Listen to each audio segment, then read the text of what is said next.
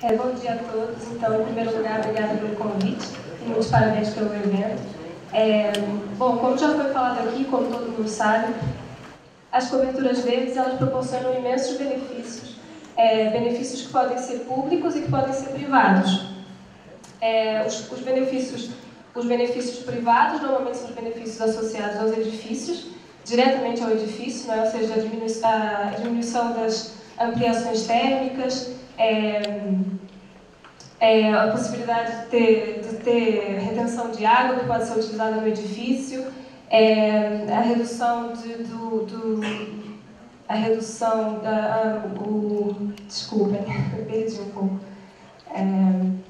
Possibilidade de produzir alimentos que podem ser utilizados pelos residentes.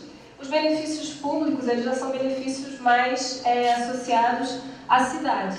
E esses benefícios, normalmente, como a diminuição da temperatura, a diminuição do efeito ilha de calor, diminuição da poluição, o aumento dos espaços verdes, esses benefícios, normalmente, eles só são mais visíveis quando as coberturas verdes são implementadas em massa, quando se consegue essa implementação em massa nas cidades. E por isso é que também são tão importantes as políticas de incentivo a coberturas verdes, como é o caso do Porto, que é a política que a gente vai apresentar hoje.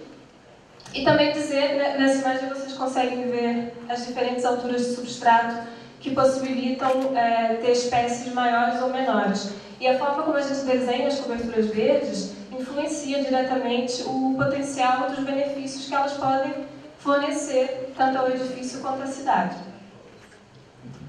Em Portugal, embora a gente saiba de muitos projetos já com mais de 100 anos, as coberturas verdes elas começaram a se implementar e a ganhar mais notoriedade nos anos 60.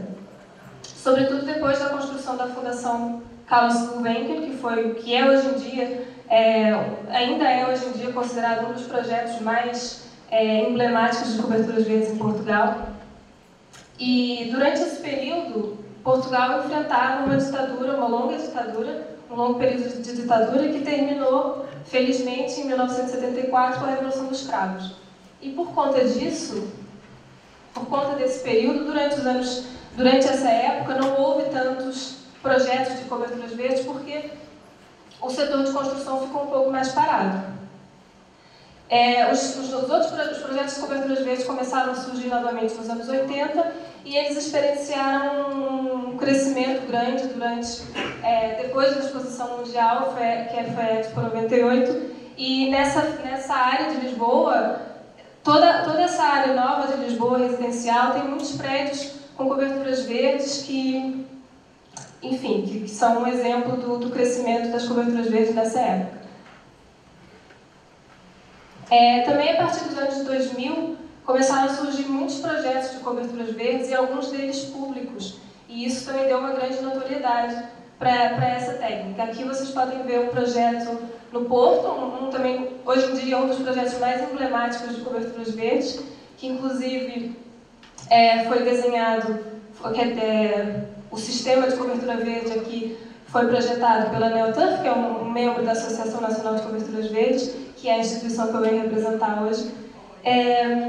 E apesar desse desenvolvimento e desse crescimento das coberturas verdes nessa época, ainda existe em Portugal hoje em dia um desconhecimento grande dos benefícios das coberturas verdes e alguns preconceitos, algumas ideias erradas que fazem com que ainda não seja uma técnica tão reconhecida assim em Portugal.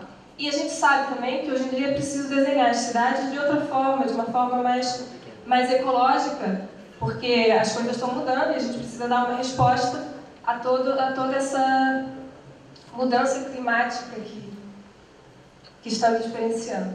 E por conta disso, em 2015 criou-se a Associação Nacional de Coberturas Verdes, que é a instituição que eu represento hoje, e o objetivo da associação é basicamente promover as infraestruturas verdes nas cidades, muito em especial as coberturas verdes.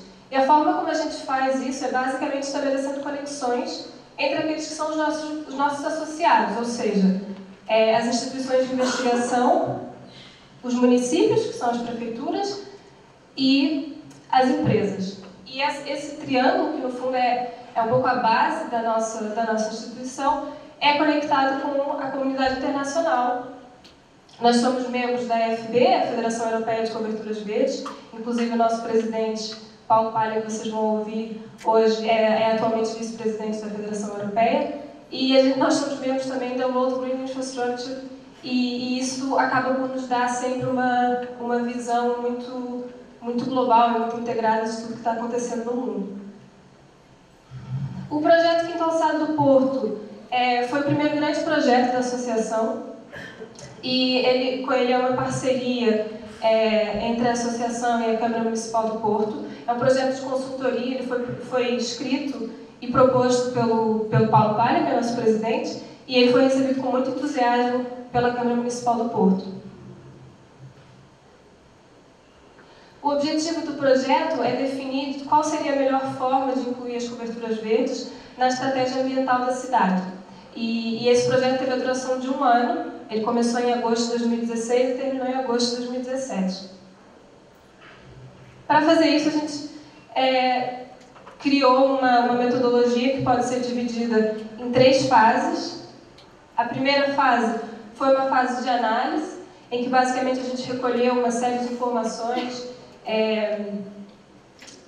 revisão bibliográfica, enfim, basicamente foi uma fase de recolha de informação, de estudo e de preparação das fases seguintes. Na fase da síntese, a gente fez um cruzamento de informação e a produção de mapas, a produção de várias informações que nos permitiam tirar conclusões para criar a proposta. E, por fim, a fase 3 é a fase da proposta, onde nós definimos, então, uma estratégia de inclusão de coberturas verdes no Porto. No fim, o que a gente fez foi criamos um relatório que foi entregue à Câmara Municipal, e a ideia é que esse relatório de consultoria ou seja, as políticas que estão descritas nesse relatório sejam depois incluídas no PDM, no Plano Diretor Municipal. E desde o início do desenvolvimento do projeto, para nós existiam 2 pontos essenciais que eram muito importantes. Um deles era a necessidade de integração em uma estratégia ambiental ampla, ou seja, o que a gente quer dizer com isso é que as coberturas verdes não substituem os parques, não substituem os corredores ecológicos e não substituem as áreas protegidas. Então você tem que criar uma lei de incentivo a coberturas verdes, mas que ande em paralelo com um diagnóstico da cidade e com uma estratégia ampla para a cidade.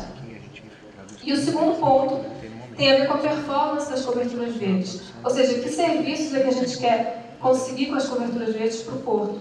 Nós não queremos incentivar coberturas verdes sem definir parâmetros que garantam que as coberturas verdes realmente devolvem à cidade os serviços que nós queremos proporcionar.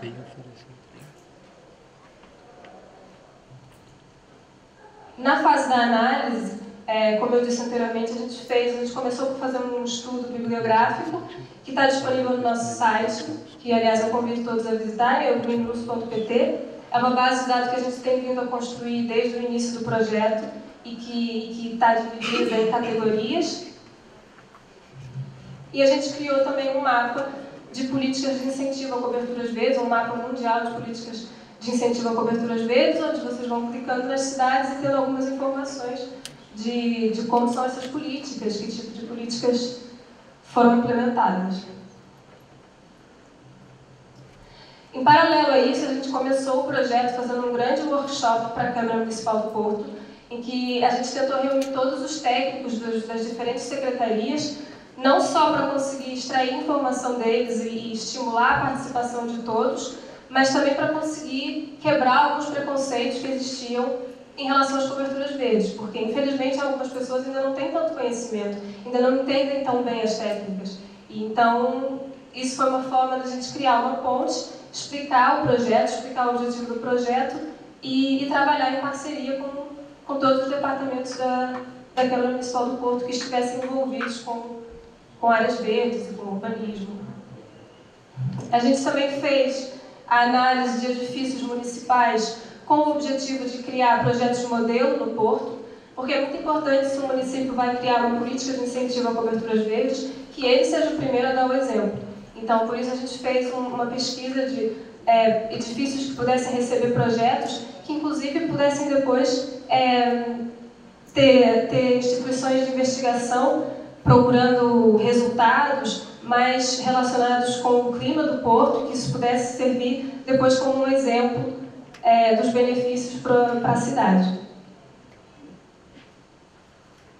A gente também definiu 2 cidades modelo para interagir com elas e essa definição foi feita em participação com os nossos parceiros internacionais, com os próprios técnicos envolvidos na Câmara Municipal do Porto. Foi feita uma pesquisa de quais cidades deveriam ser escolhidas para se visitar e para se interagir diretamente com os decisores políticos que criaram as legislações. E, por fim, as cidades que foram escolhidas foram Londres e Linz.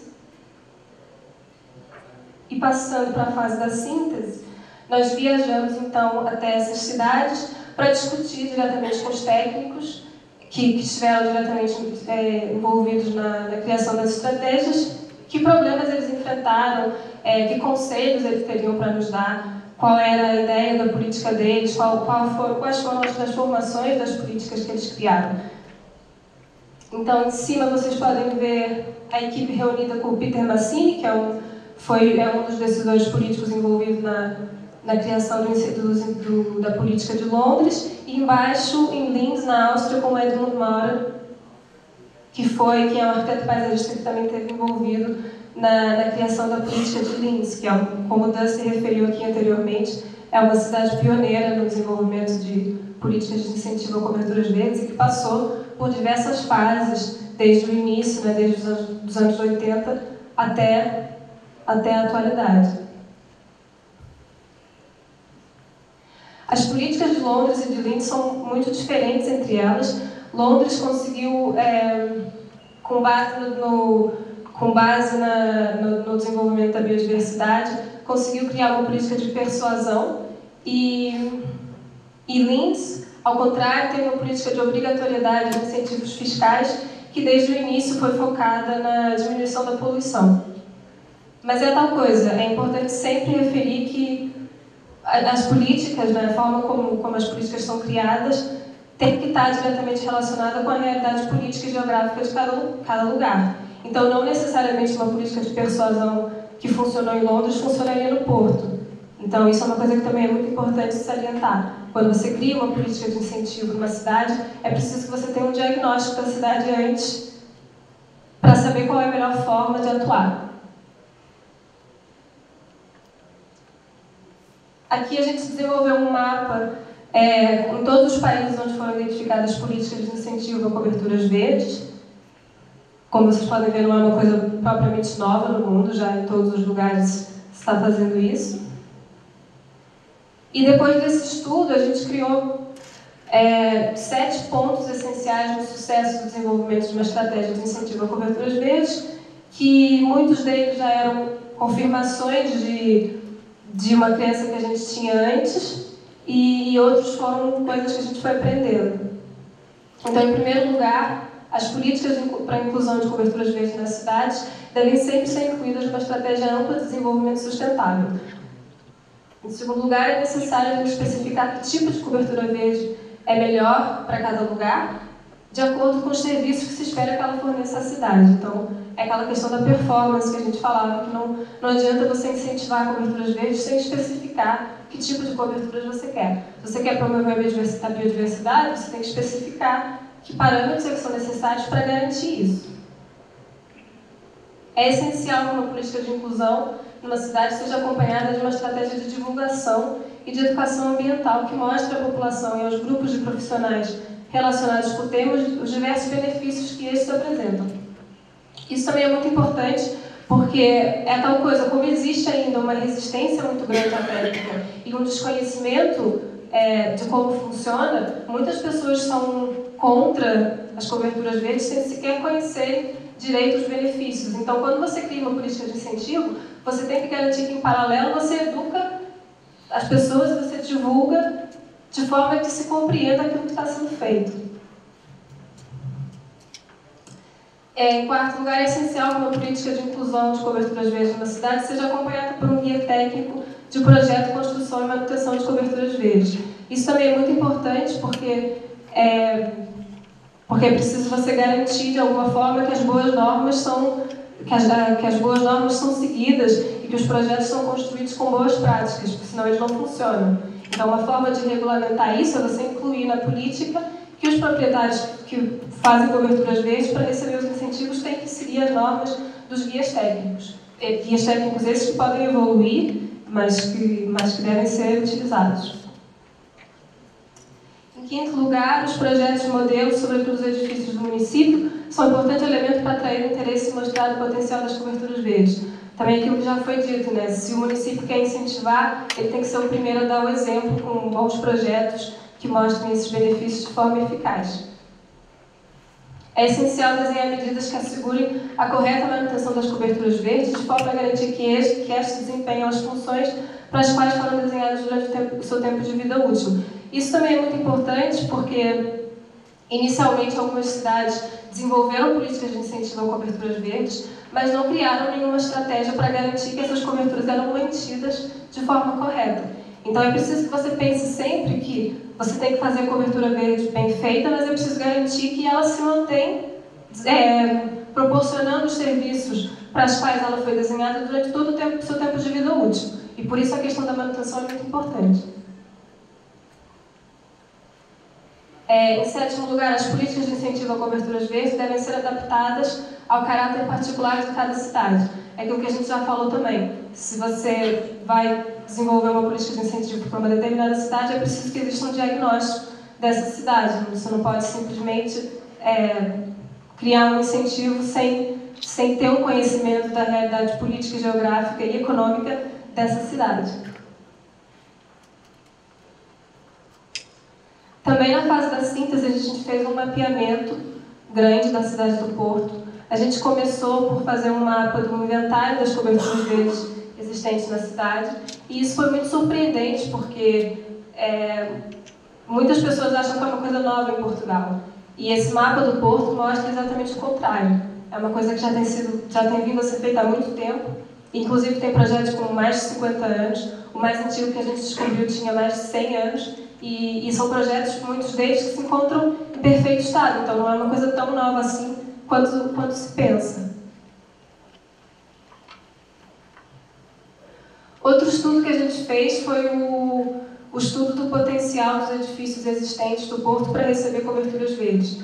Claro que esse estudo é uma estimativa, é um estudo que precisaria ser muito mais aprofundado para a gente dizer com certeza que essa percentagem de prédios pode receber coberturas verdes, porque seriam necessárias informações precisas sobre a capacidade de carga, que a gente não conseguia ter nesse estudo, mas seja como for, pela idade dos edifícios e pelas características dos edifícios, a gente estima que 25% dos edifícios do Porto estejam aptos a receber coberturas verdes, o que é um resultado muito bom, sobretudo se você tiver em consideração que tem uma grande parte de edifícios que são históricos e que, portanto, ficam, obviamente, retirados já.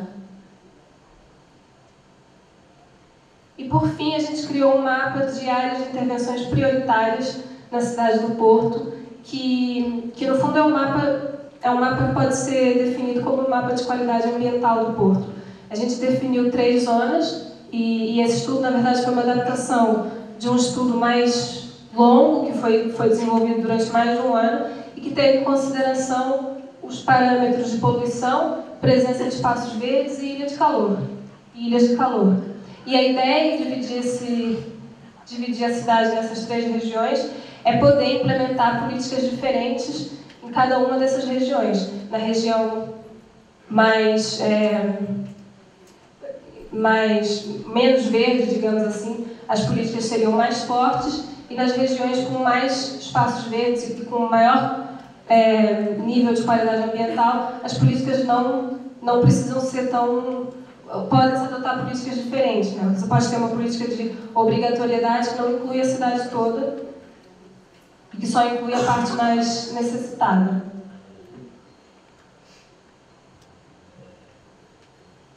E, por fim, a fase da proposta, que foi o culminar de todo o estudo, onde a gente definiu uma série de medidas de implementação de incentivos a coberturas verdes na cidade. Em relação ao objetivo, muitas das políticas que foram criadas tiveram por trás um objetivo muito específico, por exemplo, a gestão de águas pluviais, ou promoção da biodiversidade, ou diminuição da poluição, no caso de Linz. E a gente se perguntou durante o estudo qual seria o grande objetivo no caso do Porto. Se a gente teria assim, um objetivo específico que fosse, que nos guiasse na definição dos parâmetros. E a verdade é que quando a gente olha para o mapa mundial de poluição, o Porto é uma cidade considerada verde ainda. E em todos os níveis é uma cidade que ainda é, felizmente, ambientalmente favorável. Então não existiu um único objetivo, assim, gestão de águas pluviais ou promoção da biodiversidade. E por isso a ideia sempre foi criar parâmetros que garantissem todos esses benefícios. Ou seja, que fosse uma combinação de todos os benefícios que as coberturas verdes podem proporcionar para uma cidade.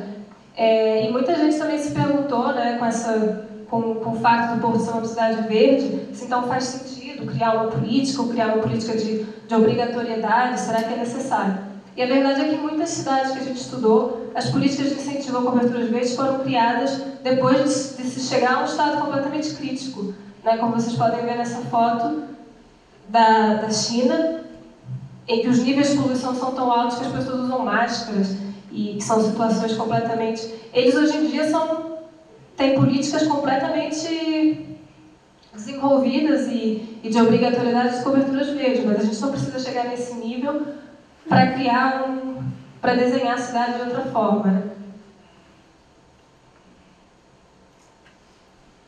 E isso nos leva, outra vez, mais uma vez, à importância de uma política de incentivo que seja integrada numa estratégia ambiental mais ampla, que tenha em consideração as áreas protegidas, que tenha em consideração os corredores ecológicos e que veja a cidade como um todo.